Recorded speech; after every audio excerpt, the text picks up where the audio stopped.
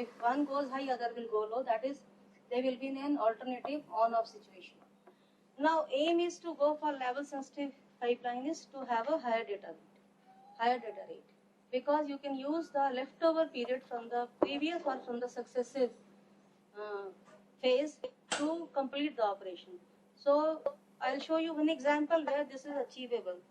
So if I show you this example where we have, suppose I have combination logical blocks with these delays available to us. So suppose it is I'm first an example with the register or edge triggered flip-flop I'm using. So this is a flip-flop. All these are flip-flops here. They are master-slave configuration. And I have a combination logic maybe of 2 stages. Okay. So where we have this one taking 75 nanoseconds delay and this one taking 15 nanoseconds. Suppose it is, I'm repeating the same blocks everywhere. So if I look at the clock period that I require, assuming there is no clock to queue delay and no T setup and T hold, minimum I require is 125 nanoseconds time period in order to run this pipeline. Okay. So this is if you use a flip-flop. Now if I use a level sensitive pipeline, that is I am replacing my flip-flop with level sensitive, that is latches. What I am going to do, I am going to break. I am going to break this master slave into 2 parts, master and a slave. Okay, master operates in the high phase and slave operates in the low phase. So every flip-flop I am going to now break into 2 latches. Okay, one operating in high phase, other operating in the low phase, and purposely I have taken this as 2 stages. Now I am going to put 1 stage in between the 2 latches. I am going to put 1 stage between the 2 latches. So between these 2 latches 75 nanoseconds and between these 2 latches 15 nanoseconds. This is how I am modifying my pipeline. This is a register based pipeline or edge triggered based pipeline, and this is level sensitive pipeline. This is edge sensitive pipeline. So now let us see the same operation. I am going to now do it with using this pipeline implementation, and I intend to use a clock cycle less than 125 nanoseconds. Can I do it here? That's what I want to see. So suppose I am taking a clock line or a clock period of 100 nanoseconds. That is 50 nanoseconds high phase and a 50 nanoseconds low phase. We are assuming ideal latches. That is no data to queue, no clock to queue, all these delays set up whole time. We are not assuming that these are any values. So only the delays are there. Okay. Now look here. So total T clock is 100 nanoseconds.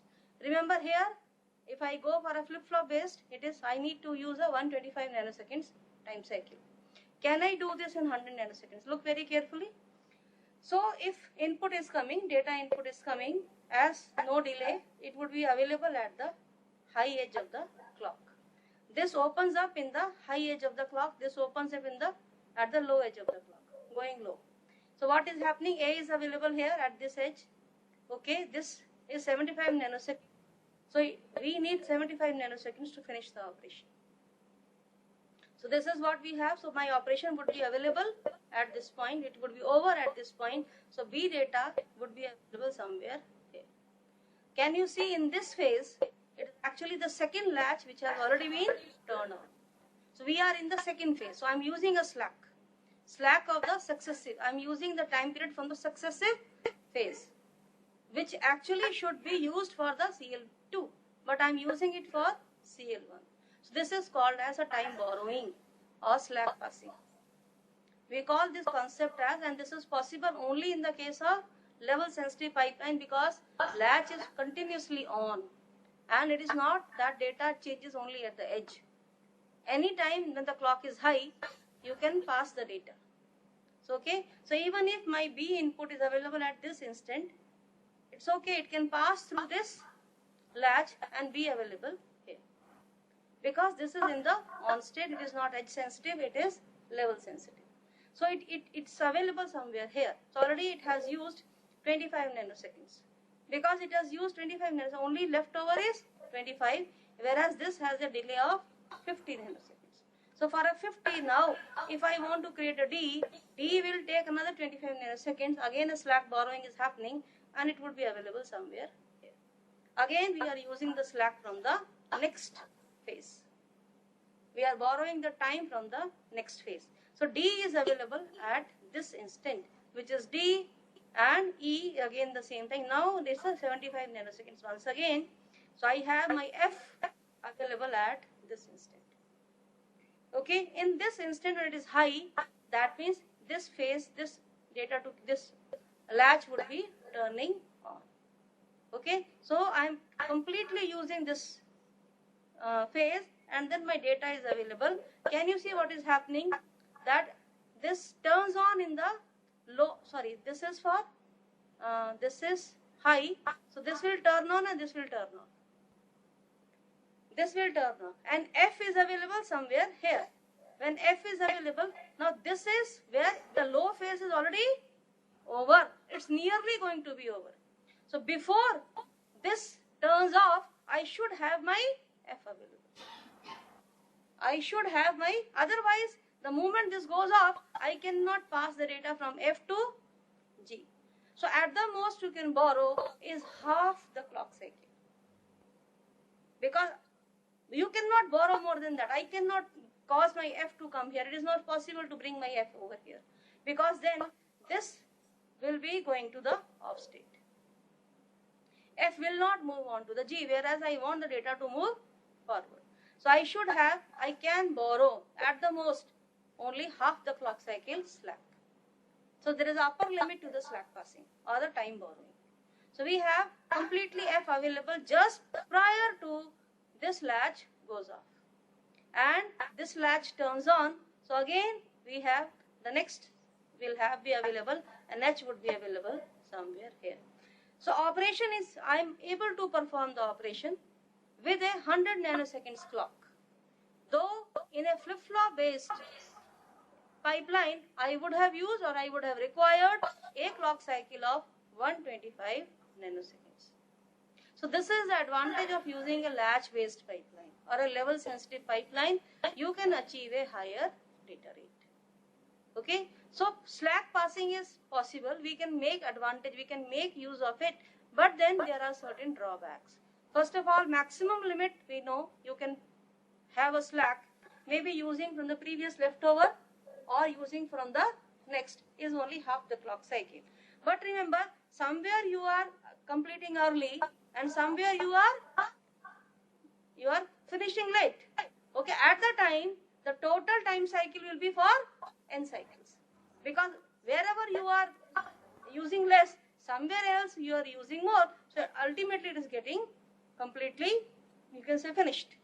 You are not able to have more than that. Okay, so that is a thing that we should understand, that I cannot have a clock cycle more than that. I will show you all these examples. So here, I'm sorry. So maximum time that can be borrowed is only half the T clock, and maximum, so once complete operation can be finished only in, so maximum, you can say maximum clock cycle can be, logic cycle delay can be 1.5 T clock. Maximum logic cycle, logic delay, that is one module can take at the most 1.5 T clock, but for n stages, the delay would be n T clock. You cannot have, because somewhere you are using less, somewhere you are using most, everything balances out. And you are able to finish the operation in n T clock, but that T clock can be, so earlier it was 125 nanoseconds, now it is 100 nanoseconds. So this is the limitation on the level sensitive pipeline. And what is the drawback? What is the drawback? You have to use two-phase clocking methodology.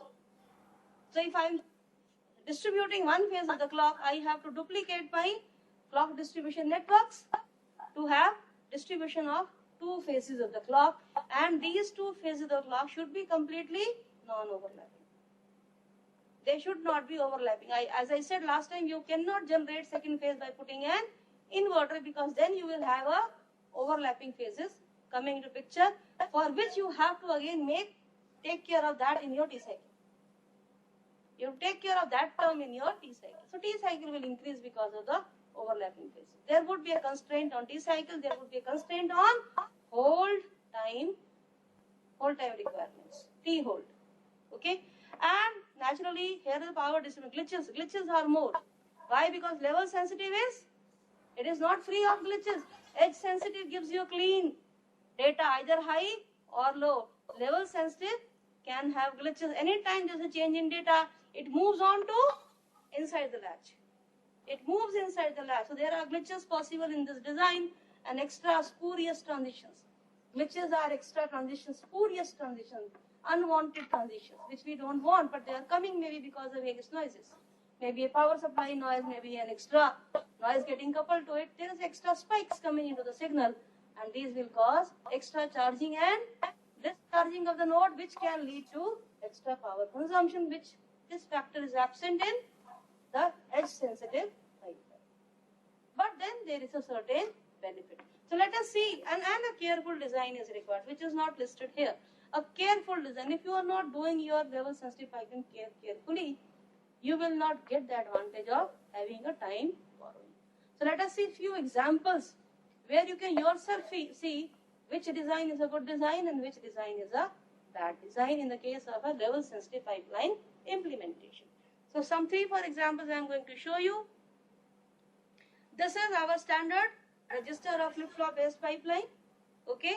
So by that time, again we are assuming my latches or flip-flops to be ideal. So we are taking the delay of only logical blocks. So here we start from here. Input is available here, and by the time you finish here, I would have got my output available at this point. E is available here. So you require a T of 125 nanoseconds. Now let me see various implementations of latch based pipeline or level sensitive pipeline. Here we are using a T clock of 100 nanoseconds. Okay. How am I designing? L1 turns on in high phase. Okay. L2 turns on in low phase. And then high, then low, and then high. Low is shown with a bubble over here. If this is my delay, 75, 50, 25 and 25. Suppose this is how my logical blocks delays are. Then you can easily see, is slack passing helping you, or is there a stallation happening, or pipeline is getting stalled. When pipeline is getting stalled means data is not moving forward. Is this happening? If this is happening, that means it is a bad design, not a good design. Because data should keep on moving forward in a pipeline. There should never be a congestion. There should never be an idle state. Okay. So here we have L1 turning on at this phase A. A is available at this point. This is 75. So B is available somewhere here. And then because this is already a low phase in the low, L2 is on. So I have B available here. And then according to this delay, C is available somewhere here. Okay. And then we come to 25 nanoseconds. That is E. So can you see 25 and 25 in this low phase? This is a low phase. L4 will be in the on state. I would have 5 and 25. E comes here. And this will turn on only at the high phase. Can you see that this is where nothing is happening? So even though your function is over, you cannot have a forward movement of data. So this is where it has to be. The pipeline is in an idle state. Data is not moving forward for this 25 nanoseconds. I am not making use of this pipeline or this slack available to me because it cannot go forward. Secondly, second example is where you have, this is to show you maximum half T clock you can achieve. Okay, so it's maximum half T clock slack borrowing. Otherwise, the implementation is the same. So I have configured my delays accordingly. Can you see there is a change in the delays? Implementation is the same. So here initially the delays were, this is 75, 50, 25, 25. Now it is 75, 50, 75, 50, 20. Okay, and here you are using maximum possible usage of the slack. Entire half clock period you are using to your benefit. Okay, this is the maximum usage of this clock or the slack. Now we come to the next. Okay, here again now this I am using, initially you start with, this is in the high phase, low phase of the clock. Turning on in the low phase of the clock, high, and low. And this is, suppose you are starting with a high phase, that means in the low phase this would have been on. this would have been on and data would have come here in the previous low phase of the clock. So by the time this goes high, this L1 goes off. L1 goes off, but I have A available at this as a dynamic storage across the soft node. As a dynamic storage across the soft node, I would have this available over here. Okay, and before it gets lost, I need to use it. So it has to be used by this CLB and produce the output. Okay, 25 nanoseconds. I need to see that by the time my output comes, propagation delay, I do not have a loss of data at this node because of subthreshold and the reverse saturation leakage. This I need to check out. Okay, so this is the time, 25 nanoseconds. I have my B available here, and then it should, in the low phase, can you see this is the high. Can you see high phase, A to C, this is where L2 is in the on state. So 25 nanoseconds, it is still on. I can get the data moved here. Data moves here and is available for CLB, this CLB to operate on it. So I can use this entire slack. So, but this is 25, I would have got my C available at this edge. This is only 25 nanoseconds. In this 25 nanosecond, this goes off. But I have my data available here. I have the data available here, and now this C combination logical block turns on in the low phase because L3 is turning on in the low phase. This can start operating. C is already available here.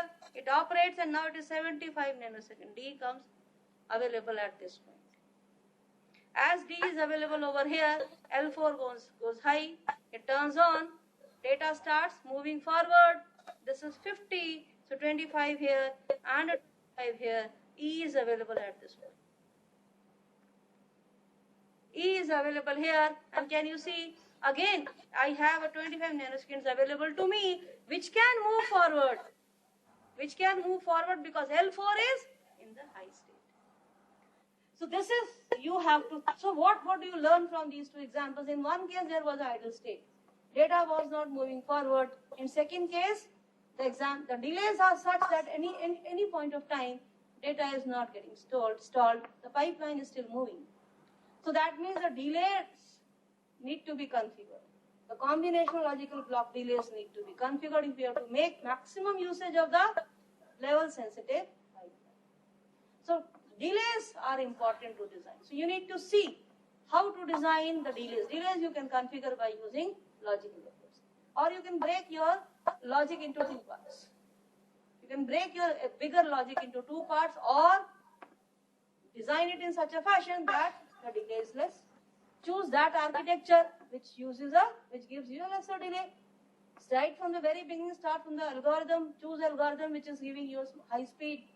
Then go for architecture which gives you high speed. Go on, but you have a target in your mind that my delay should not be more than 50 nanoseconds or 25 nanoseconds. This should be a priori known to you. If you really want to make the best usage of level sensitive pipeline, this is where the design effort comes in. So design effort is more in the case of a level sensitive pipeline. Otherwise, the full usage we can never make of. And now here I have assumed the latches to be ideal. You can include all the latch properties, clock to queue delays, data to queue delays. Okay, all these things you can include, and then you can have a T cycle. And then you can find out the maximum cycle time that you would require in order to operate a given pipeline. Okay, so here can you see CLB design is not my issue. It is not my focus. I'm not looking at the CLB design. I'm rather looking at the data movement or timing and synchronization as you designing a subsystem making use of these CLBs and flip-flops or latches. You are now one step higher. We are not at the gate level design. Nothing is done about the gate level design. We are not concerned about that. Okay? Clear? So CLB, I hope you all know how to design a CLB, maybe using a logical effort, maybe using a past tense logic or dynamic logic, or you can say pseudo NMOS, or you can any skewed gates or anything else. or simple static CMOS. How to use a, you can say, logical effort in order to configure a given speed. Here I am only looking at the speed. You can also configure them for a given delay and for minimum power dissipation for that delay. I am not saying minimum delay, minimum power, because this is something which is not achievable. You cannot have all minima, because when the moment you have a lesser operating speed, then only you have a lesser power. Because dynamic consumption depends on the frequency of operation. So lesser the frequency of operation, less is the power. Do you want a lesser speed? No. No. So we set a goal for ourselves. We say, okay, this is what I require. I want this much nanosecond delay. I should not have a delay more than that. So we define our delay, and then for that delay, we reduce or we bring the power consumption to minimum. Receiving everything minima is just not possible.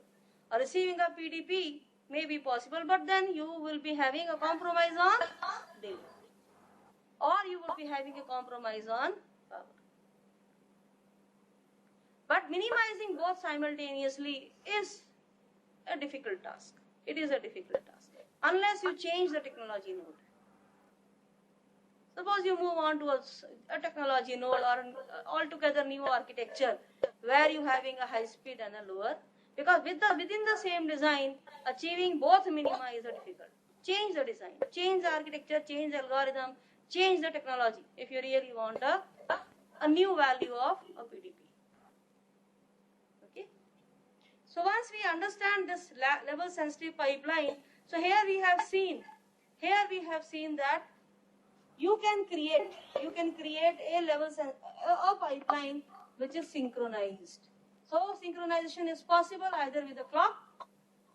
Now with clock we have seen two approaches, one with flip-flops, other with latches. So one is edge sensitive and other is level sensitive. Okay, with clock. Now suppose I say I don't want clock. Okay, can I have a synchronized pipeline? Can I create a synchronization in a pipeline? I'm not going to have a clock. So what is the motivation for not having a clock signal, global clock? What is the motivation? So motivation is that you will not require any clock distribution network. You will not require any clock generator. You don't require. Normally in any typical processor, general purpose processor or a DSP, 20 to 30% power is dissipated only in clock distribution network. Clock distribution network is a highly power consuming circuit. And then it requires a lot of effort because you have to minimize on skew, you have to minimize on jitter. Okay, so laying out a clock distribution network itself is a tedious task. And then optimizing it is further adding to its complexity. So can I remove this CDN altogether? So this is the motivation of going for an asynchronous or a self-timed system.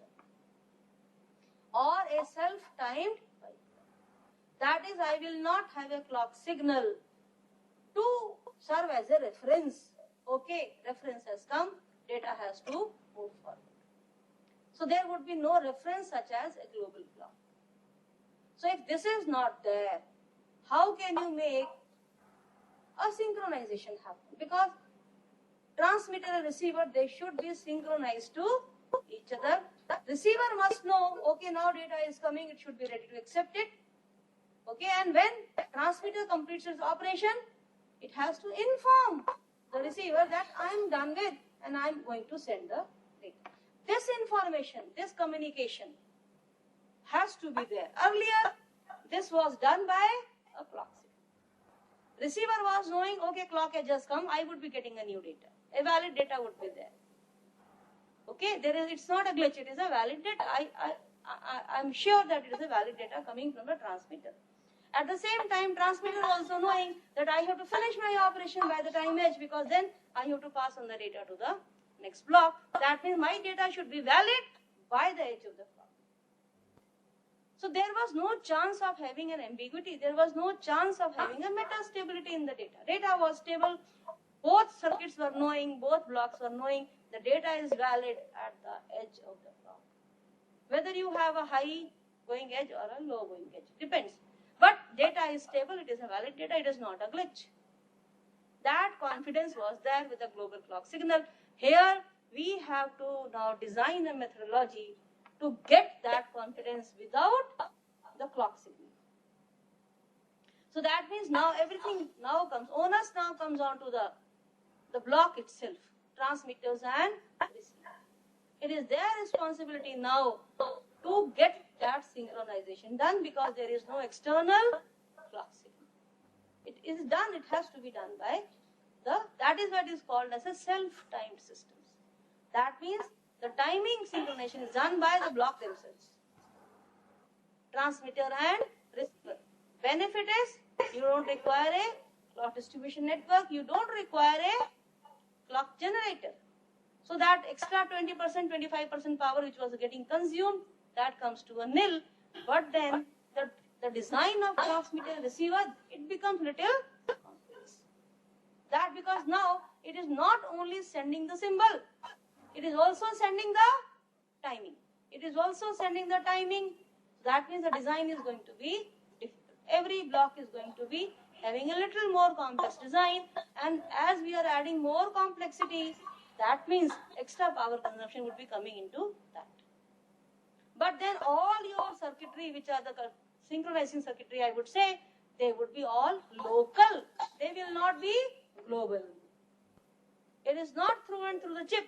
It's only for these two blocks. I will have a local circuitry which would be a kind of a circuitry which will communicate with both.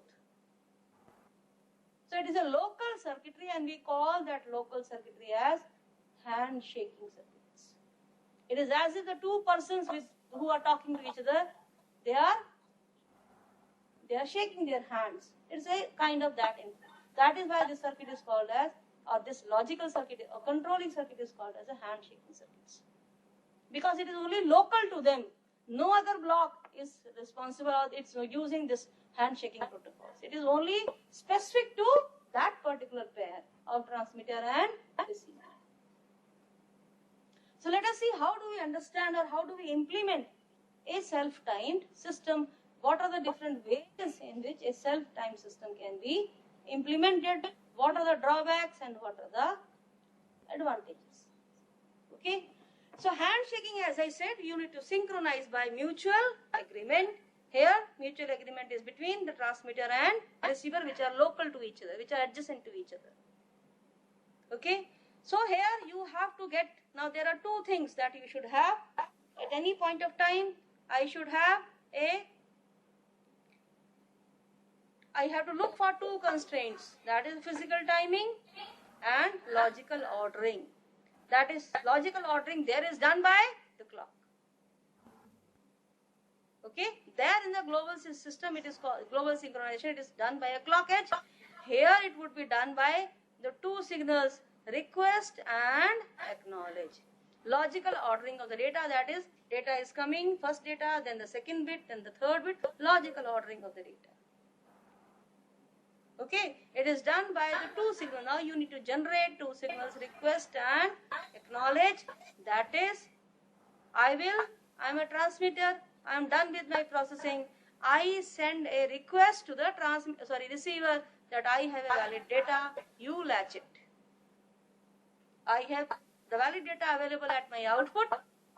Because this is your input, you be ready to latch it.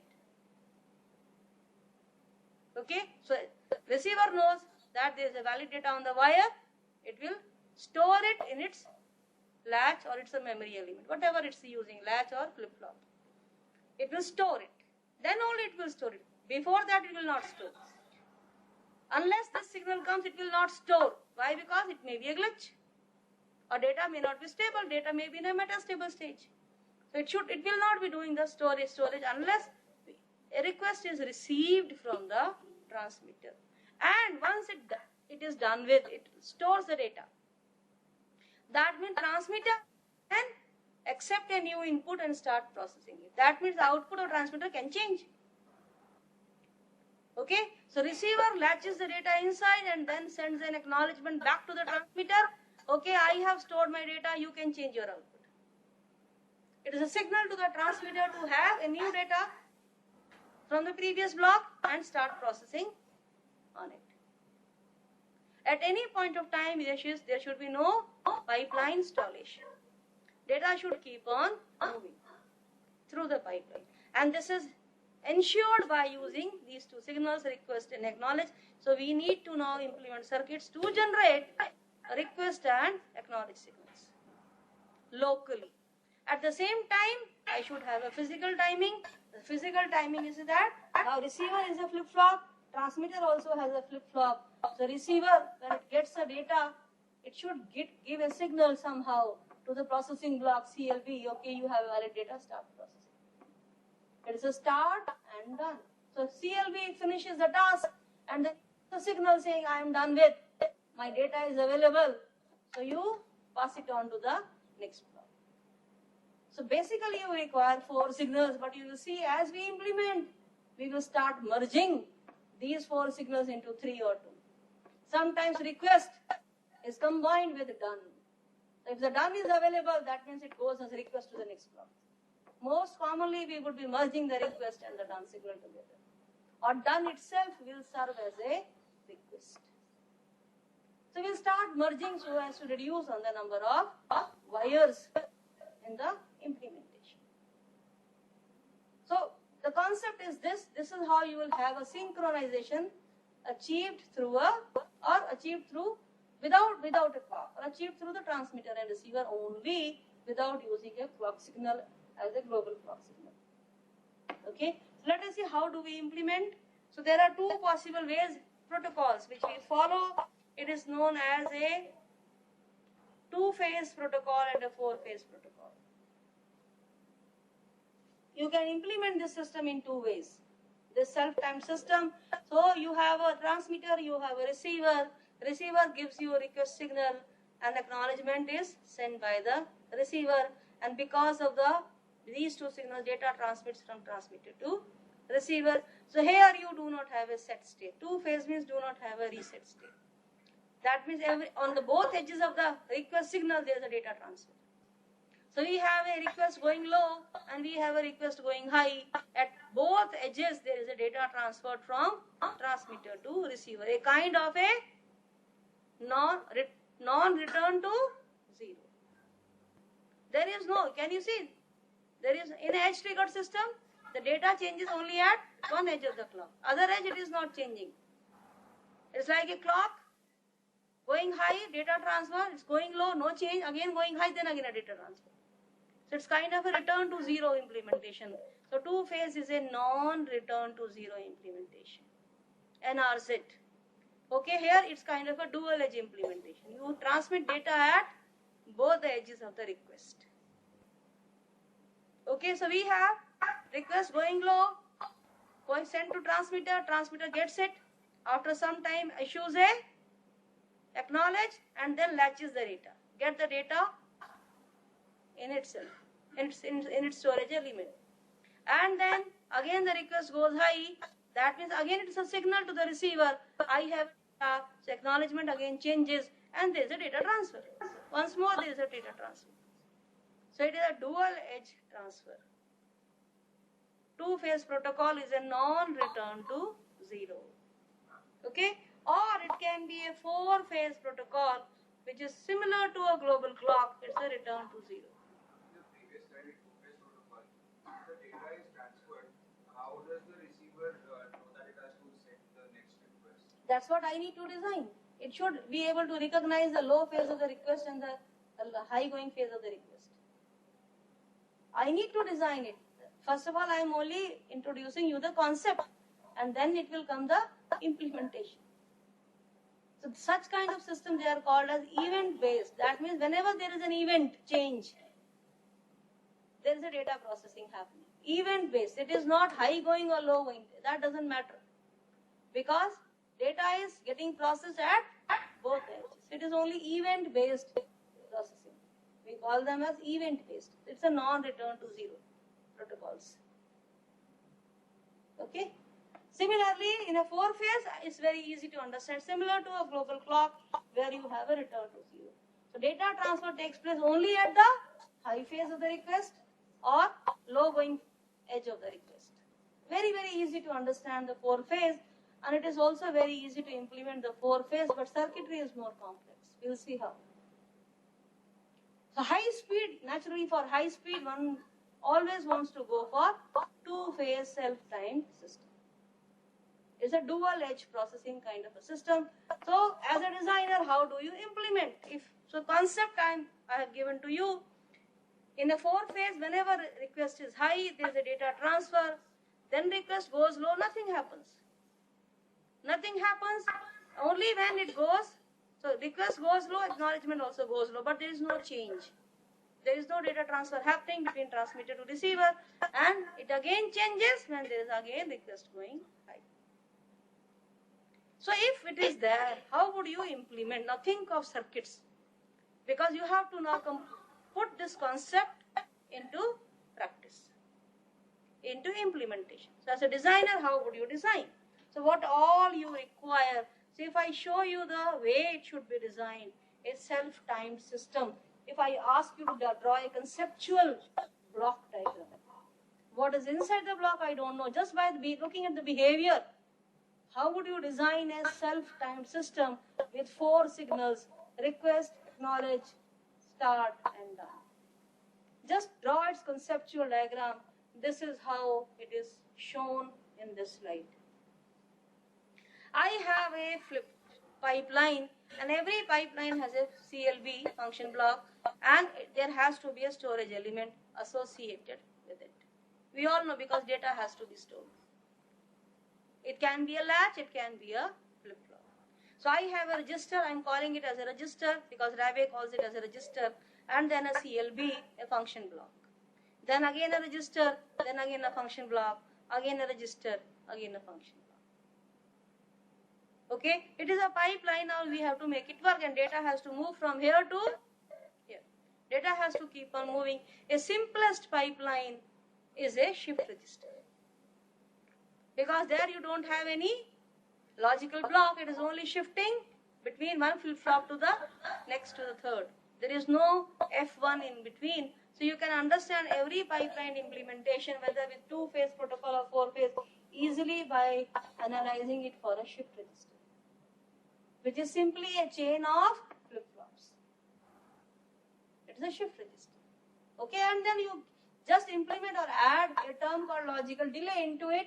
It will become a data pipeline. It will become a data pipeline. So this is how a self-timed system will work. First of all, I'm not saying 2-phase, 4-phase, just how to implement a system with request, acknowledge, start, and done. There is no global clock. Can you see I have a handshaking block over here only for these two. One handshaking for these two. One handshaking for these two. And handshaking for these two. Or roughly, for every block there is a handshaking unit. This generates signals for communicating between these two blocks. Okay? So can you see it receives a request? Suppose, let me start, there is a previous block which sends a request to this block, and this block will send a acknowledgement to the previous block. Let me say this is my starting point. I'll start from here. Okay? Suppose what is happening, input has come in and it has finished the processing. Data is available at the output. Then once it is over, so it will issue a done signal. The moment data comes here, it will issue a done signal, and with this done signal, okay, this has to send a request to the next handshaking unit. It will say okay, it will issue a start, the data will get into it will enable this flip-flop, data will get latched into the storage element, then it will send a acknowledgement back that I have latched the data, you are free to change your output. So accept the new data and start processing on it. You need not wait. Clear? Similarly, once it starts, input comes in, F2 works on it, finishes, output is available here, it issues a done. It issues a done, then this will send a request to the third handshaking unit. In the same way, the signal starts moving forward. This is the handshaking pipeline. It's moving. Can you see? In no way it is. This has nothing to do with the data processing. This block has nothing to do with the data processing. So one pipeline of handshaking units and one pipeline of my CLBs.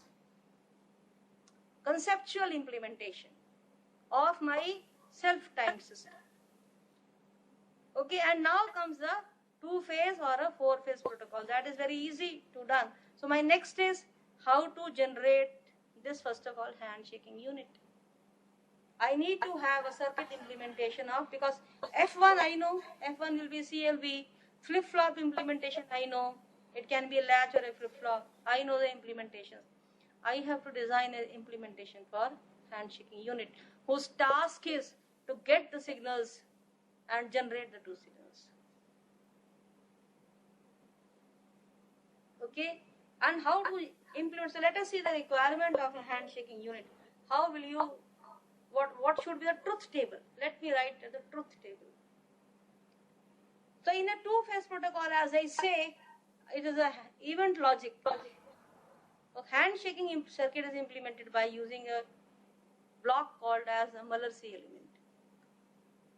But it's not that we do not use it in a four-phase. We will use it in a four-phase because this is independent of design, has nothing to do with two-phase or four-phase. Its only job is to get the request, acknowledge, and issue a start. Issue a start. So it has two inputs and one output, and this is a symbol of a Muller-C element. This is how we represent this Muller-C element. This is a main part of handshaking unit. It's the main part of the handshaking unit. So we have, A and B will be request and acknowledge. Whether you use request complement or acknowledge complement, that's a different thing. But it would be request and acknowledge, and you will be getting an output. So output will be the start or enable. It is going to enable the processing blocks or start the processing blocks. So it has two inputs and one output. And what do we want is that whenever it has a request coming in, so A may be a request. So can you see, first of all, understand the truth table. Okay? Whenever they both are same, the output is maintained.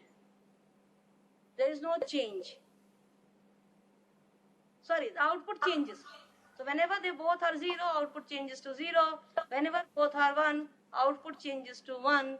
And whenever they are different, it maintains its state. So now understand it in terms of request and acknowledge. So whenever the previous block is sending a request, okay, so when it has to hold the data, when the data should be held as it is, the previous block cannot accept a new input and start processing on it. When? Unless you get the acknowledgement. Unless you get the acknowledgement from the next block. That is, if acknowledgement, if I said is 1, it should be 0.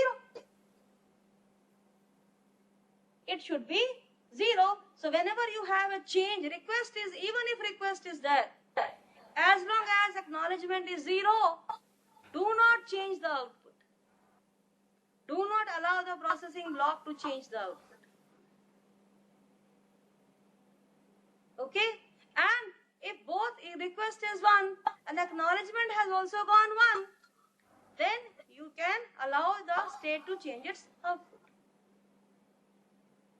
It can accept the new value and start processing, output can be changed.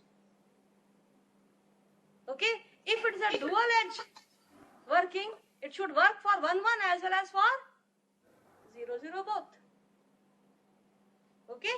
And I should be able to work with an enable 1 or a start 1, and I should be able to work with a start 0 also, because of dual edge processing, two-phase protocol.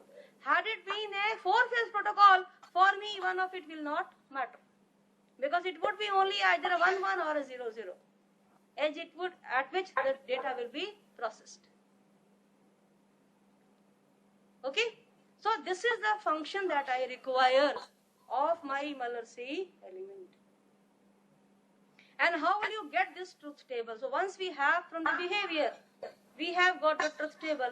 Now you can get an implementation to get this in terms of MOS transistors. Maybe by using RS flip-flop or a gate level design composed of a static CMOS implementation, or a different manner in which you can do it. All these are different implementations which realize this truth table. Well, okay. So this is now, I take it as a task to really see that whatever truth table is saying, these functions, these circuit implementations are giving that or satisfying that truth table. So can you see slowly we are moving from concept to implementation. This is what a designer does. How to start from an algorithm and ultimately come to a architecture. In terms of gate level design, this is what is that same thing. Idea to concept, idea to the practical realization, implementations. So okay, so we have now all the three blocks available to us. We know flip-flop, we know implementation of a function block, and we know the Muller-C element which can be used to implement handshaking unit. We need to put all of them together to realize a self-time system. Can be two-phase protocol or can be obeying a four-phase protocol. How? That we will see in the next few classes. Any question?